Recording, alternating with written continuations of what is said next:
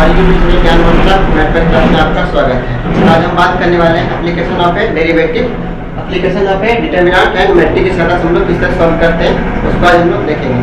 तो पिछले क्लास में हम वीडियो नहीं दे पा रहे थे, उसके लिए सॉरी, क्योंकि ऑफलाइन क्लास स्टार्ट हो रहा था इसलिए उसमें एंगेज थे, इसलिए आपको वीडियो प्रोवाइड नहीं कर पा रहे थे। तो आज से फिर स्टार्ट होगा ऑनलाइन क्लास, ऑफलाइन भी स्टार्ट है और ऑनलाइन भी चलते रहेगा। ठीक है, तो आज हम लोग पढ़ेंगे application of A matrix and determinant. Clear? तो आप देखिएगा इसको ध्यान से। Application of matrix and determinant में क्या है, तो क्या है इसमें कंसिस्टी और इनकंसिस्टी के बारे में हम लोग जानेंगे। इसका कंसिस्टी क्या होता है और इनकंसिस्टी क्या होता है, यानी कि संगत और असंगत का यहाँ पे पहचान करेंगे। ठीक है, किस मेथड से? मैट्रिक्स एंड डिटरमिनेंट मेथड से। क्लियर है? तो पहला क्या सवाल आपका, क्या एक्सरसाइज में 4 पॉइंट इसको पढ़ेंगे, 4.6 जो होगा वो मेरा बन जाएगा। क्लियर है? ठीक है, तो पहले पढ़ेंगे कंसिस्टी। कंसिस्टी, ठीक है, कंसिस्टी को बोलते हैं हिंदी में संगत। क्या बोलते हैं?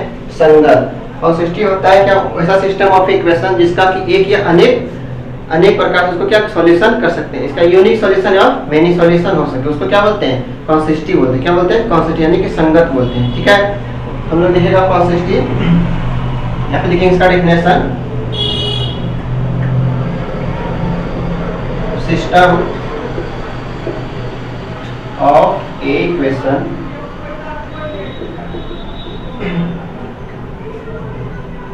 which has unique and many solutions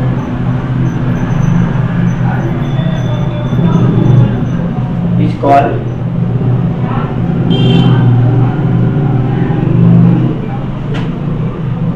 consistency of a equation। समझे? सिस्टम ऑफ इक्वेशन वैसा इक्वेशन जिसका एक या अनेक सॉल्यूशन, उसको क्या बोलते हैं? कंसिस्टी सिस्टम ऑफ ए सॉल्यूशन बोलते हैं। ठीक है, इसका हिंदी लिखिएगा, आप लोग हिंदी भी लिखना चाहें हिंदी लिख सकते हैं। वैसा सिस्टम ऑफ ए इक्वेशन जिसका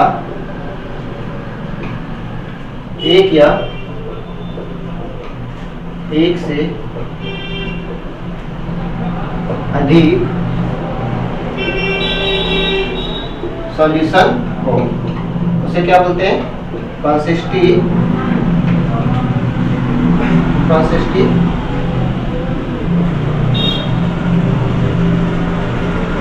सिस्टम ऑफ इक्वेशन। ठीक है, जिसका एक या एक से अधिक सॉल्यूशन उसको क्या बोलते हैं? कंसिस्टी ऑफ ए इक्वेशन बोलते हैं। किधर हो गया? कंसिस्टी समझ में आ गया? वैसा सिस्टम ऑफ इक्वेशन जिसका एक या अनेक सॉल्यूशन, उसको क्या बोलते हैं? Consistent solution of a equation. Clear?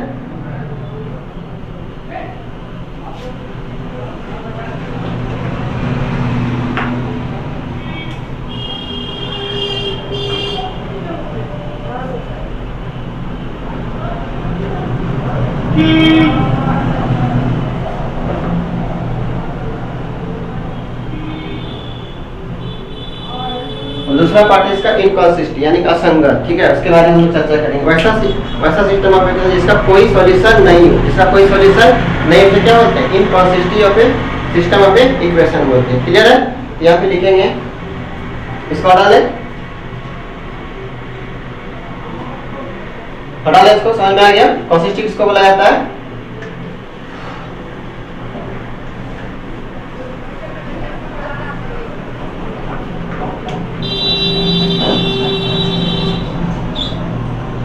इनकंसिस्टी।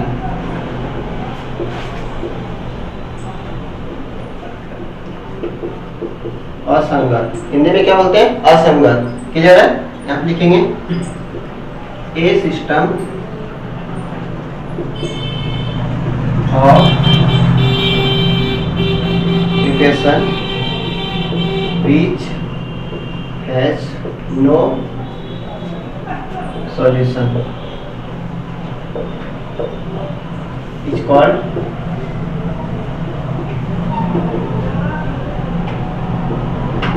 inconsistency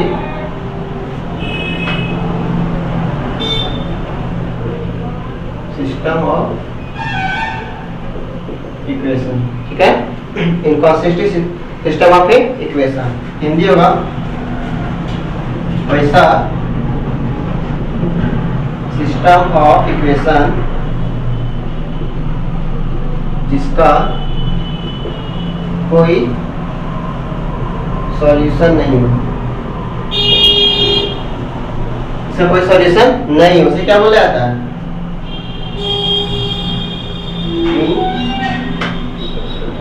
consistent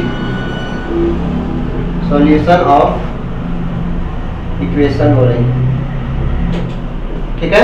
inconsistent solution of a equation, clear है? यहाँ तक कोई डाउट? अब हम लोग पढ़ेंगे होमोजेनियस और नॉन होमोजेनियस, उसके बारे में थोड़ा सा जान लेंगे। इसको समझने में कोई दिक्कत? इनकंसिस्टेंट क्या है? कंसिस्टेंट का जिसका एक या अधिक सॉल्यूशन से कंसिस्टेंट बोलेंगे, और जिसका कोई सॉल्यूशन नहीं उसे क्या बोलेंगे? इनकंसिस्टेंट बोलेंगे, ठीक है। इसका ये था कि कंसिस्टेंट और इनकंसिस्टेंट का डेफिनेशन। हटा दो इसको।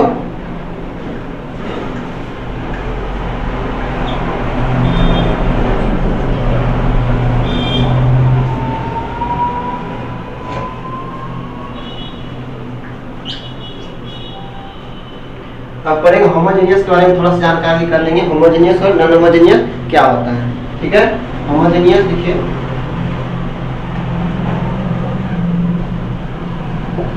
होमोजेनियस इसका डेफिनेशन होता है a system of equation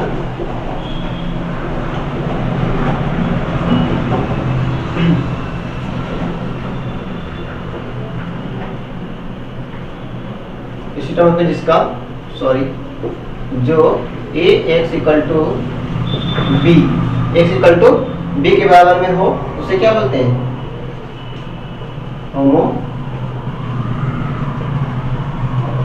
homogeneous of equation बोलते हैं। लेकिन कब? जब ए एक्स इक्वल टू बी के बराबर में होगा, लेकिन b क्या होगा? 0 के बराबर में। b क्या होगा? 0 के बराबर में होगा। b क्या होगा? 0 के बराबर में होगा, क्या कहलाएगा? Homogeneous. a equal to b के बराबर में होगा, लेकिन b बराबर जो होगा, b का जो वैल्यू होगा किसके बराबर में होगा? 0 के बराबर में होगा, क्या कहलाएगा? होमोजेनियस कहलाएगा। क्या कहलाएगा? होमोजेनियस कहलाएगा, क्लियर है? अब है नॉन होमोजेनियस।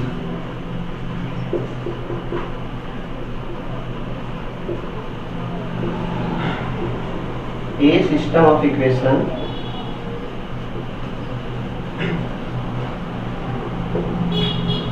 जो a x equal to b तो होगा, लेकिन b क्या होगा? 0 के बराबर में, उसे नॉन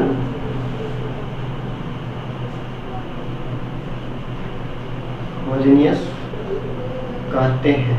लेकिन कब?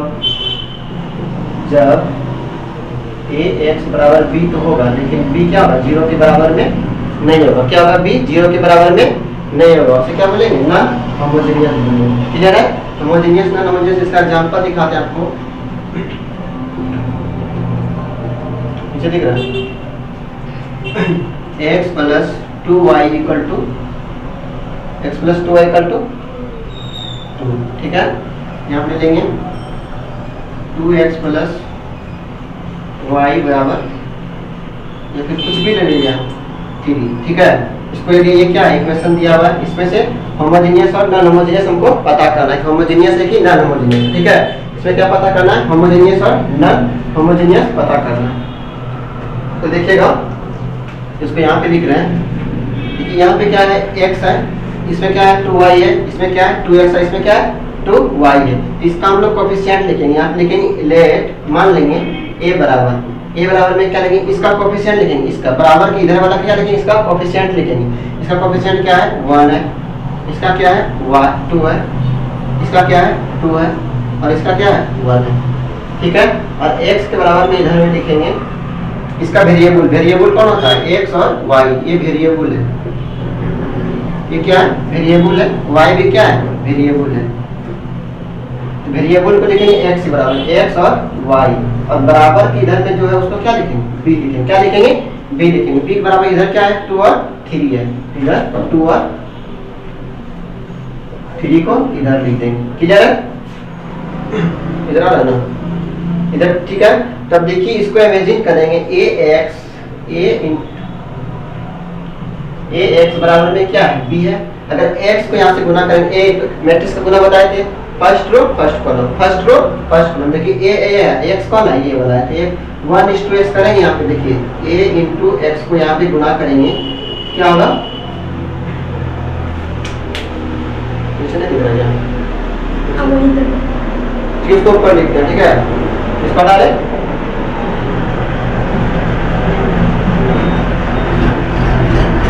लेकिन ये बराबर में क्या है, इसका कोएफिशिएंट 1 2 2 1, ठीक है। और x बराबर में क्या है, x और y, और b बराबर में क्या है, 2 और 3, ठीक है। यहाँ देखिए a इंटू एक्स करेंगे, और बराबर में क्या है, ये x है, ठीक है। और बराबर में क्या है, b। a इंटू एक्स करेंगे तो इसको इसके साथ में गुना करेंगे।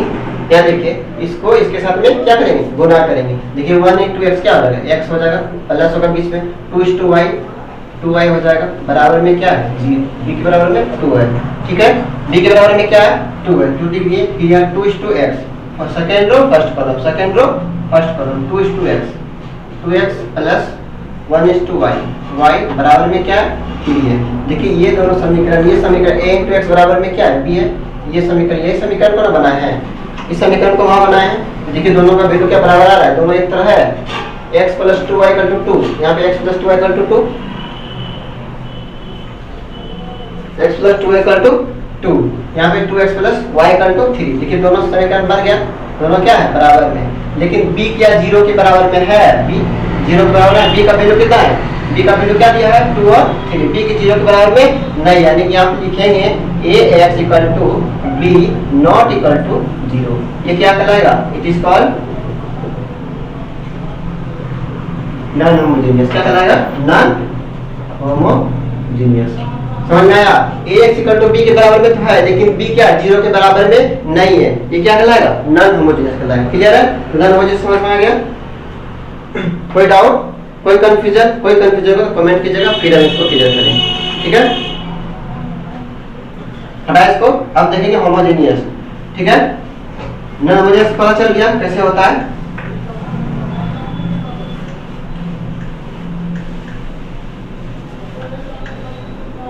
जैसे कोई समीकरण रहेगा, एग्जांपल लिखिएगा, कोई समीकरण रहेगा 2x plus 3y equal to 0, 2x plus 3y equal to 0, यहाँ रहेगा 3x plus 4y equal to 0। ये दो समीकरण दिया हुआ है, ठीक है। और इसमें से क्या करेंगे, एक इसको मानते हैं, लेट a इक्वल टू इसका कोएफिशिएंट, इसका कोएफिशिएंट क्या है, 2 है, 3 है, 4 है, ठीक है। 2 3 3 4, इसका कोएफिशिएंट लिखे, और इसमें वेरिएबल कौन कौन है, x और y। इसके वेरिएबल को x के बदले में लिखेंगे x और y। क्लियर। अब बराबर में क्या है, b के बराबर इधर जो है, बराबर के इधर में क्या क्या है, 0 0, ये है ना 0, बराबर के बगल में क्या क्या है, 0 और 0 है, ठीक है। अब इसको चेक करेंगे, देखिए बराबर में आता है कि नहीं, first row first column, first row इसका first column, 2 into X plus 3:y, नीचे में आइए इसको इसके साथ 3:x प्लस 4:y, बराबर में क्या है, 0 0। b के बराबर में 2 क्या है, 2x प्लस 3y बराबर 0, 3 into x 3x plus 4y equal to 0। देखिए ये दोनों समीकरण एक बना, ये समीकरण सेम है कि नहीं है ना, ये दोनों समीकरण क्या सेम है। अब यहाँ पे देखेंगे, लिखेंगे ax, यहाँ पे क्या किए, ax इक्वल टू, यहाँ पे गुना किए ax इक्वल टू b, ठीक है। a को x के साथ गुना किया, बराबर में जो था b उसको यहाँ पे लिख दिए। यहाँ पे लेकिन ax इक्वल टू b के बराबर में है, लेकिन b 0 के बराबर में, क्या b 0, b का वैल्यू कितना है, 0 0 है, तो b का वैल्यू क्या हो गया, 0 के बराबर में हो गया, इसलिए लिखेंगे hints it is called homogeneous, ठीक है। होमोजेनियस समझ में आया। बी जीरो के बराबर में आएगा, ए इक्वल टू बी के बराबर में तो होगा, लेकिन बी भी जीरो के बराबर में होना चाहिए। बी का वैल्यू जीरो के बराबर, बी का वैल्यू क्या है, जीरो जीरो है, ये जीरो के बराबर में है कि नहीं है, ये बी जीरो के बराबर में हो गया, इसे क्या कहलाएगा, होमोजेनियस कहलाएगा। ठीक है, इसका है होमोजेनियस समझ गए।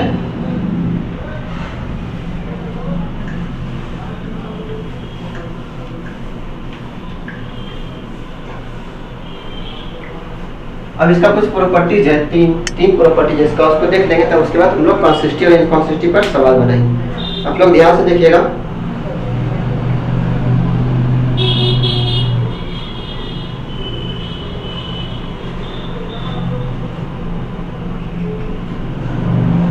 प्रॉपर्टी जिसका है कि if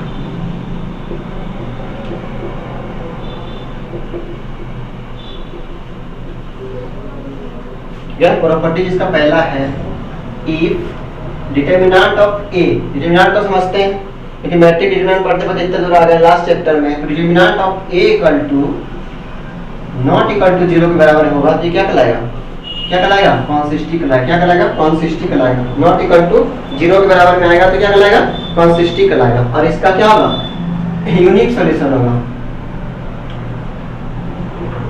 it is called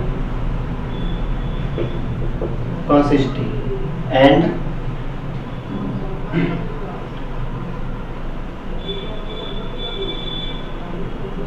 unique solution।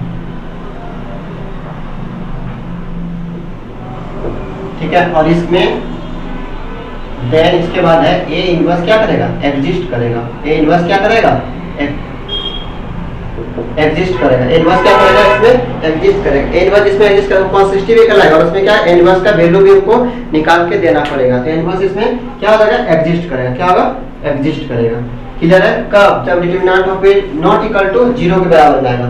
समझ में आया, नॉट डिटरमिनेंट का वैल्यू जीरो के बराबर में नहीं आएगा तब क्या कराएगा, इट इज कंसिस्टिव कहलाएगा। क्या कहलाएगा, कंसिस्टिव कहलाएगा। और ये इसमें इनवर्स एग्जिस्ट करेगा। इनवर्स कब एग्जिस्ट करता है, जब हम लोग सिंगुलर और नॉन सिंगुलर पढ़े तो उसमें बताए थे। अगर आप वीडियो नहीं देखे नॉन सिंगुलर, सिंगुलर और नॉन सिंगुलर का, आप देख लीजिएगा इनवर्स कब एग्जिस्ट करता है, कब एग्जिस्ट नहीं करता है। ठीक है, तो वहां से आप देख लीजिएगा। तो क्या होता है, पहला प्रॉपर्टीज क्या था, डिटरमिनेंट ऑफ ए जीरो के बराबर में नहीं होगा तो क्या कहलाएगा, वो क्या कहलाएगा, कंसिस्टिव कहलाएगा, और उसमें ए इनवर्स एग्जिस्ट करेगा। समझ में आया। नंबर दूसरा है, if determinant of A zero के बराबर में होगा, अगर डिटरमिनेंट का वैल्यू जीरो के बराबर में होगा तब यहाँ पे then find adjoint of A into B का वैल्यू को हम लोग निकालेंगे। क्या निकालेंगे, जब डिटरमिनेंट का वैल्यू जीरो के बराबर में होगा तब क्या करेंगे, adjoint of A into B का वैल्यू को सॉल्व करके देखेंगे। उसके बाद ये तो क्या इनकंसिस्टिव कहलाएगा। क्या कहलाएगा, जब डिटरमिनेंट ऑफ ए जीरो के बराबर में इनकंसिस्टिव कहलाएगा। कब, जब इसको निकालेंगे तब, यानी मतलब लेकिन then adjoint of A into B zero के बराबर में नहीं हो तब ये क्या कहलाएगा, इन कंसिस्टिव कहलाता है। समझ में आया। यहाँ पे डिटरमिनेंट ऑफ जीरो का वैल्यू दे देंगे कि जीरो के बराबर में आया, किसके बराबर में आया, जीरो के बराबर है, तब क्या करेंगे, adjoint of A into B निकालें। क्या करेंगे, यहाँ पे इसको नहीं लिखना है। ठीक है, यहाँ पे इसको इनकंसिस्टेंट लिखेंगे तो गलत हो जाएगा। क्या हो जाएगा, गलत हो जाएगा। इसको करना क्या है, इसके बाद हम लोग क्या पता करेंगे, then find adjoint of A into B. Adjoint निकालने हम लोग सीखे थे जब हम लोग प्रॉपर्टीज का पढ़ रहे थे, एडजॉइंट ऑफ मैट्रिक्स, तो पहले एडजॉइंट निकालने सिखाए थे, फिर इनवर्स। जब इनवर्स पढ़ रहे थे उसमें भी सिखाए थे कि एडजॉइंट निकालने के बाद इनवर्स निकलता है। क्लियर है, यहाँ पे adjoint of A into B निकाल लेंगे। उसके बाद क्या देखेंगे, adjoint of A into B का वैल्यू जीरो के बराबर में नहीं होगा तब क्या कहलाएगा, इनकंसिस्टेंट कहलाएगा। क्या कहलाएगा, इनकंसिस्टेंट कहलाएगा, यानी असंगत कहलाएगा। क्लियर है, दूसरा प्रॉपर्टीज क्लियर। नंबर तीसरा देखिएगा, if determinant of A zero के बराबर में हो, जीरो के बराबर में हो तब देन एडजॉइंट ऑफ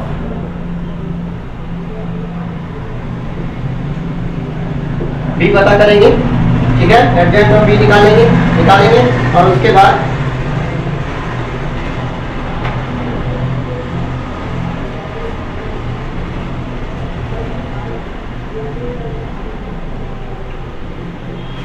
बी पता कर लेंगे, और इसका वैल्यू अगर 0 के बराबर में आया, इसका वैल्यू अगर 0 के बराबर में आया, यहाँ पे लिखेंगे तो adjoint of A into B अगर 0 के बराबर में आया, अगर इसका वैल्यू क्या 0 के बराबर में आ गया, तब ये क्या कहलाएगा,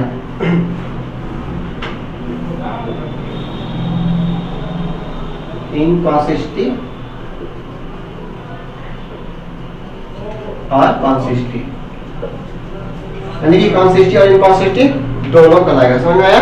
जब adjoint of A into B 0 के बराबर में आएगा तब ये दोनों कहलाएगा, इनकॉन्सिस्टिव भी कहलाएगा और कॉन्सिस्टिव भी कहलाएगा। अगर adjoint of A into B 0 के बराबर में नहीं आया तब ये क्या कहलाएगा, इनकॉन्सिस्टिव कहलाएगा। अगर 0 के बराबर में आया तब दोनों कहलाएगा। समझ में आया? क्लियर? ये इसी पे सारा सवाल आपका 4.6 का सारा सवाल इसी पे सॉल्व होगा, इसको देखते हुए। यानी ये 3 प्रॉपर्टीज का आप इसको ध्यान में रखिएगा और सारा सवाल इस पे आपका सॉल्व हो जाएगा। समझ में आया? चलिए देखते हैं आप इसको इनकॉन्सिस्टिव कैसे पता करते हैं और कॉन्सिस्टिव कैसे पता करते हैं। यहाँ तक समझने में कोई दिक्कत, कोई डाउट? अगर किसी को डाउट होगा तो फिर से कमेंट कीजिएगा, हम इसको फिर से रिपीट करेंगे। ठीक है, इसको हटाएं।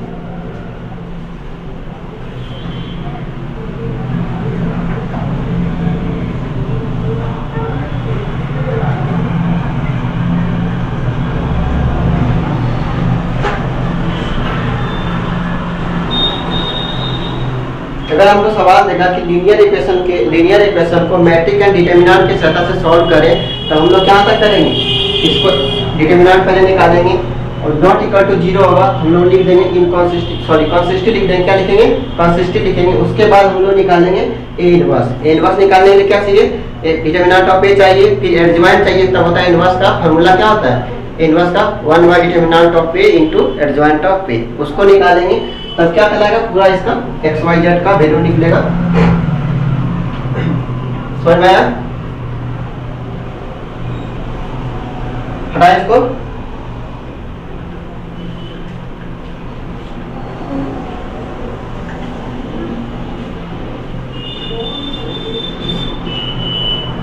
उसके आगे नहीं लिखिए, इसके आगे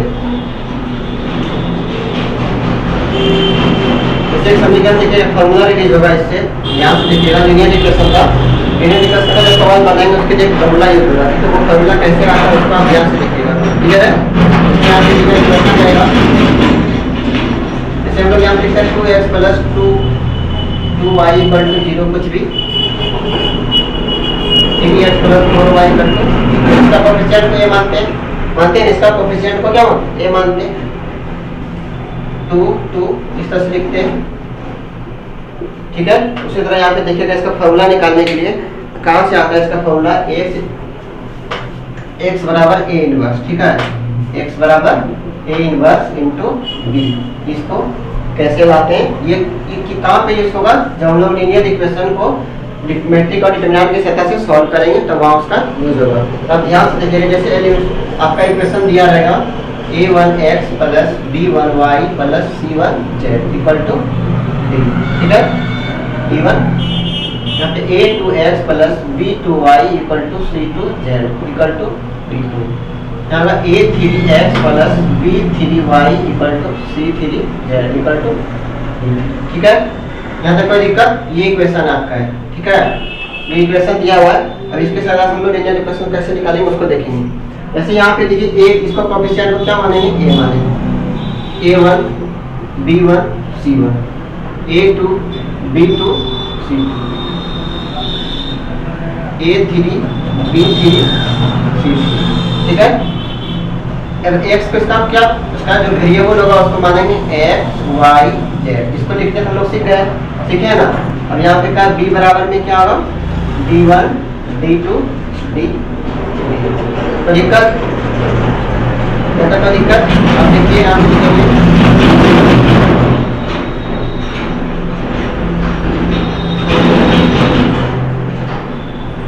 a into x equal to b। जब इसको करेंगे गुना करेंगे तो ये वाला वैल्यू देता है नहीं देता है, अभी करके दिखाए थे। ये वाला वैल्यू देता है जैसे a1 into x1, sorry a1 into x, मतलब ये समीकरण, इसको जब गुना करेंगे a इंटू एक्स को तो ये समीकरण बन जाएगा, और उसके बाद b के बराबर में जो लिखेंगे तो ये गुना का गुना आ जाएगा। तो देखिए इसको सॉल्व करते हैं, यहाँ पे क्या है ax इक्वल टू b, ठीक है, ax इक्वल टू b। अब इसको देखिए यहाँ पे क्या करेंगे, यहाँ पे लेंगे ax इक्वल टू, इससे समीकरण बनाएंगे ax इक्वल टू b, यहाँ पे लिखेंगे pre a inverse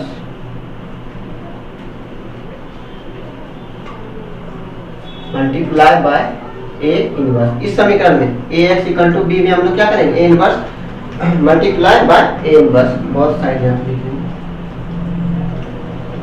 both side a inverse से दोनों तरफ क्या करेंगे, गुना कर देंगे, दोनों तरफ क्या करेंगे, गुना कर, जैसे a इनवर्स नीचे आ रहा है, यहाँ लगा रहा है a इनवर्स इंटू, यहाँ पे लिखेंगे a x, यहाँ पे क्या x है, ठीक है, बराबर में a inverse into b।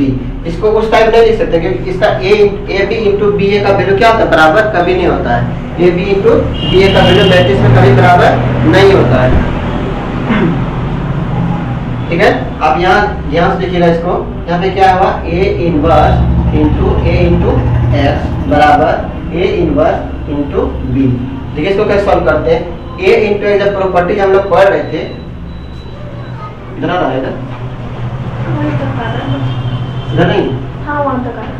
a inverse into a बराबर क्या होता था, i का वैल्यू देता था। इसको प्रूव करके हम दिखाए थे, प्रॉपर्टी जब पढ़ के एडजॉइंट ऑफ मैट्रिक्स का, इसको हम लोग प्रूव करके दिखाए थे। a इनवर्स इंटू a बराबर क्या होता है, i होता है, क्या होता है, i होता है।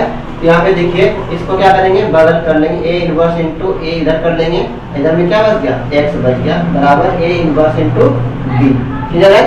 यहाँ देखिए a इनवर्स इंटू a का बराबर क्या हो गया, i हो गया, इसका value a inverse into a का वैल्यू कितना हुआ, i हो गया, ये दिख रहा है ना, a इनवर्स इंटू a बराबर क्या आया, यहाँ पे देखिए a इनवर्स इंटू a बराबर क्या आता है, i होता है, इसका वैल्यू इधर क्या बच गया, x बच गया, यानी कि x बराबर में क्या हो गया, a इनवर्स इंटू b। कोई दिक्कत, यहाँ तक कोई दिक्कत। अब देखिए i इंटू एक्स, अगर हम i के साथ किसी कोई भी संख्या गुना करते हैं, i इंटू एक्स करेंगे तो इसका वैल्यू क्या होगा, x होगा। अगर i इंटू a करेंगे इसका वैल्यू क्या हो जाएगा, a हो जाएगा। अगर i इंटू b करेंगे इसका वैल्यू क्या हो जाएगा, b हो जाएगा, समझ गए। यहाँ पे क्या i इंटू एक्स होगा, यहाँ पे इसका वैल्यू क्या हो जाएगा, x बराबर a इनवर्स इंटू b। यही फॉर्मूला इसका हो गया। जब हम लोग लीनियर इक्वेशन को मैट्रिक डिटरमिनेंट की सहायता से बनाएंगे और उसमें इनवर्स एग्जिस्ट करेगा, तब इस फार्मूला का यूज होगा वहाँ पे, क्लियर है। ये था टॉपिक, इसको आप ध्यान में रखिएगा। x इक्वल टू क्या होता है, इनवर्स इनटू b होता है, समझ आया। हटा इसको, ठीक है। तो पता करेंगे कॉन्सिस्टी कौन सा और इनकॉन्सिस्टी कौन सा, सवाल बना के हम लोग चेक करेंगे यहाँ पे, क्योंकि आपका एक्सरसाइज 4.6 में 1 से लेकर 6 तक जो सवाल है उसमें ये बोला है कि संगत कौन है और असंगत कौन है, उसको पता करके दिखाना है आपको। हम लोग पता करेंगे कॉन्सिस्टी कौन सा होता है और इनकॉन्सिस्टी कौन सा होता है। तो आप ध्यान दीजिएगा सवाल पे। जैसे एग्जाम्पल है यहाँ पे 2x प्लस 3y बराबर 4, 3x plus 2y equal to 3, ठीक है। दो दिया है क्वेश्चन, इसको क्या मानते हैं, लेट ये बराबर इसका कोएफिशिएंट क्या मानते हैं, कोएफिशिएंट इसका क्या है 2 3 3 2, ठीक है। और x बराबर में क्या है x और y, ठीक है। और यहाँ पे क्या लेते हैं, b में जो बराबर के इधर होता है उसको लेते हैं 4 और 3, ठीक है। यहाँ पे क्या करते हैं, डिटरमिनेंट ऑफ a निकालते हैं, क्या निकालते हैं, डिटरमिनेंट ऑफ a निकालते हैं। क्या होगा 4 minus 9 equal to minus 5, not equal to क्या है 0 बराबर में आया, -5 0 बराबर में तो नहीं है, ये क्या कराएगा, इट इज कॉल्ड कॉन्सिस्टी। ये क्या होगा, कॉन्सिस्टी होगा, क्या होगा, कॉन्सिस्टी होगा। समझ में आया कॉन्सिस्टी किसके कहते हैं। और देखिए 2x plus 4y equal to 2, ठीक है। 3x plus 4y equal to 3, ठीक है। इसको डाले यहाँ पे लिखेंगे a बराबर 2 4 3 4, x बराबर क्या होगा x और y, और b में क्या होगा 2 3, ठीक है। b में क्या होगा 2 3, इसका डिटरमिनेंट का ये निकालेंगे, कितना निकलेगा 8 माइनस 2 इक्वल टू क्या हो जाएगा -4। 0 बराबर में है नहीं है, 0 बराबर में नहीं है, क्या कहलाएगा, इट इज कंसिस्टेंट। ठीक है, इट इज क्या कहलाएगा, क्योंकि डिटरमिनेंट ऑफ जीरो जीरो के बराबर में नहीं होगा तो क्या बोलते हैं, कंसिस्टेंट बोलते हैं।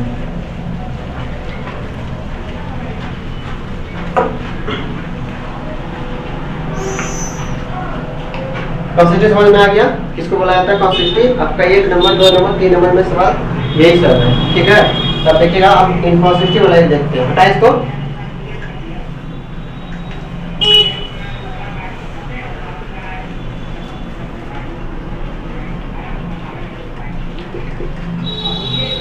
देखिए 2x प्लस 3y बराबर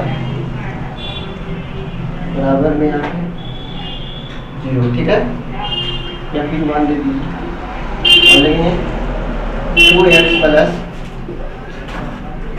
3y बराबर 2। ठीक है, इसको क्या करना है, कंसिस्टेंट और इनकंसिस्टेंट में पता करके आपको दिखाना। ये समीकरण आपका दिया हुआ रहता है, समझ में आया, दिया हुआ रहता है समीकरण, आपको इसमें पता करके दिखाना है। आप लिखेंगे लेट a बराबर 2 3 2 3। ठीक है, और x बराबर में क्या होगा, x और y, b में क्या होगा 1 और 2। समझ में आया, ये क्या कहलाएगा, इसका निकालेंगे डिटरमिनेंट ऑफ a निकालेंगे। ठीक है, इसके साथ इसको, इसके साथ इसको, यहाँ पे 6 माइनस 6 इक्वल टू क्या आ गया, 0 हो गया। क्या हो गया, 0। ये क्या कहलाएगा, डिटरमिनेंट ऑफ a की वैल्यू क्या है, 0। यहाँ पे ये कहलाएगा इनकंसिस्टेंट कहलाएगा, लेकिन नहीं, यहाँ पे इसको इनकंसिस्टेंट लिखना गलत बात है, यहाँ पे इसको लिखना गलत बात है। आप प्रॉपर्टी याद कीजिए, हम क्या बताए थे, जब डिटरमिनेंट ऑफ a 0 के बराबर हो तब क्या करना होता है, find adjoint of a into b, उसमें पता करना होता है। तो यहाँ पे देखिए adjoint of a into b निकालेंगे। Adjoint of a into b निकालने के लिए क्या चाहिए, इसका एडजॉइंट चाहिए। a का वैल्यू क्या दिया हुआ है, 2 3 2 3, इसका एडजॉइंट क्या होगा, अदला बदली साइन चेंज, यहाँ पे 3 यहाँ पे 2 हो जाएगा, यहाँ पे 3 हो जाएगा -3 और यहाँ पे क्या हो जाएगा, 2 हो जाएगा।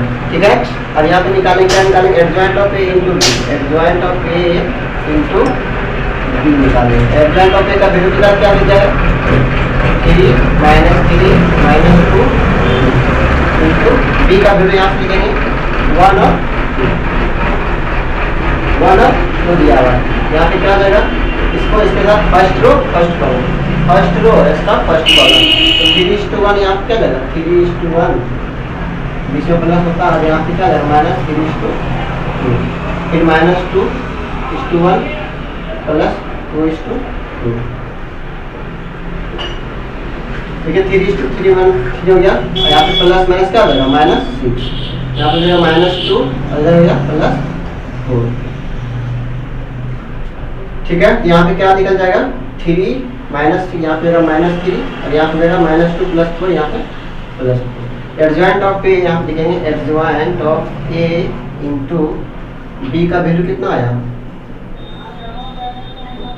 -3 और 2 आया ना। Adjoint of a into b का वैल्यू कितना आया,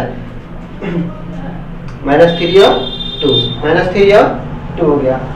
तो ये पे देखेंगे यहाँ पे क्या b बराबर में 0 है, b बराबर नॉट इक्वल टू 0, क्योंकि b का वैल्यू क्या क्या दिया हुआ है, 1 और 2, क्या दिया है, 1 और 2 दिया है। ये b का वैल्यू यहाँ पे adjoint of a b, adjoint of a into b का वैल्यू कितना निकला, -3 और 2, लेकिन b का वैल्यू क्या दिया है, 1 और 2, 0 के बराबर में नहीं है, यही कहलाएगा इनकंसिस्टेंट। इट इज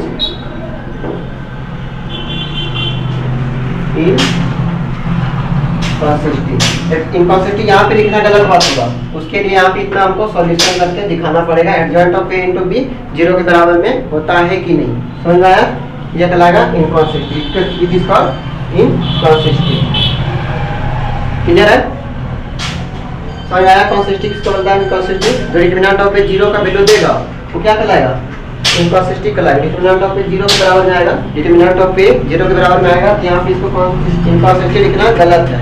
तो उसके लिए क्या करेंगे, इसको adjoint of a into b निकालेंगे, और b का वैल्यू 0 के बराबर में नहीं होगा तो उससे क्या बोलेंगे, इट इज कॉल्ड इनकंसिस्टेंट। अगर यहाँ पे 0 के बराबर में हो जाता था क्या होता, इनकंसिस्टेंट और कंसिस्टेंट दोनों होता। तो मैं और एक एग्जांपल देखिएगा, हटा इसको।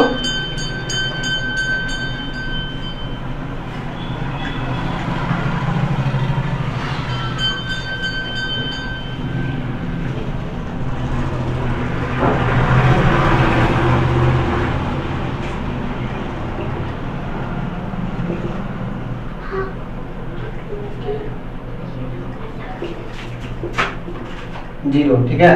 अब यहाँ से क्या लिखा डिटरमिनेंट ऑफ ए निकाल लेंगे 2 3 2 3 x बराबर यहाँ पे क्या लिखा x और y और b बराबर में क्या दिया है 0 0 आए होंगे। अब डिटरमिनेंट ऑफ ए निकालेंगे डिटरमिनेंट ऑफ ए निकालेंगे। यहाँ पे क्या जाएगा 6 माइनस 6 इक्वल टू क्या हो जाएगा 0।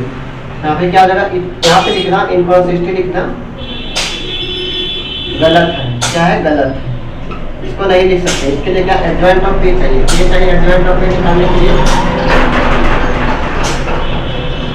एडजॉइंट ऑफ ए क्या चाहिए ए चाहिए। एडजॉइंट क्या निकालेंगे अदला बदली साइन चाहिए, इसका अदला बदली साइन, ए का वैल्यू यहाँ पे दिया हुआ है दिया है, इसका क्या होता है अदला बदली साइन चेंज,